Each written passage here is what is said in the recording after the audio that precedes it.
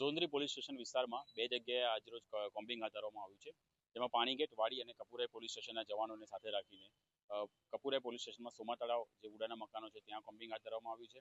મકરપુરા અને Manjarpur police station વિસ્તારના જવાનો સાથે રાખીને એસીપી એફ ડિવિઝન ને જોડે રાખીને જે તરસાલી ચેકપોસ્ટ છે ત્યાં તરસાલીના જે મકાનો છે ત્યાં કોમ્બિંગ હાથ ધરવામાં આવ્યું છે.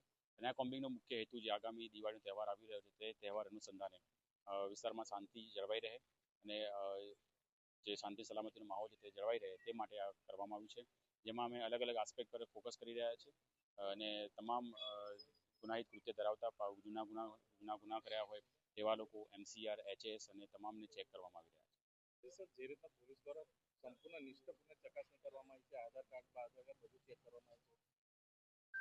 અમે અહીંયા જેટલા પણ વાહન ચાલકો છે અથવા જેની પાસે વાહન છે તે વાહનોના પણ આધાર પુરાવા ચેક કરી રહ્યા છે, તેમના ડ્રાઇવિંગ લાયસન્સ ચેક કરી રહ્યા છે અને જે લોકો મકાનમાં રહે છે તેમના પણ જે મકાન પોતાના નામે છે કે ભાડેથી રહે છે તો ભાડા કરાર છે કે નહીં તે તમામ રીતે અમે ચેક કરી રહ્યા છીએ. આ ઉપરાંત ઘરમાં કોઈ શસ્ત્ર કે એવું કંઈ રાખેલું નથી તે બાબતે ચેક કરી રહ્યા છે. પ્રોહિબિશન અને ગેમ્બલિંગ એંગલથી પણ અમે તપાસ કરી રહ્યા છીએ. તમામ ધાબા પણ અમે ચેક કરી રહ્યા છીએ.